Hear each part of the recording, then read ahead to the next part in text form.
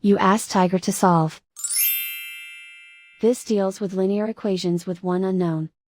The final result is x equals -15/13. Let's solve it step by step. Simplify the expression. Simplify the arithmetic.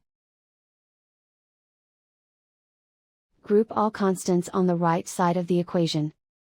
Subtract 15 from both sides.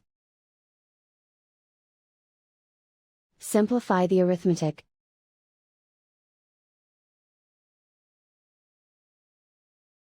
Isolate the x. Divide both sides by 13. Simplify the fraction. And so the final result is x equals -15/13.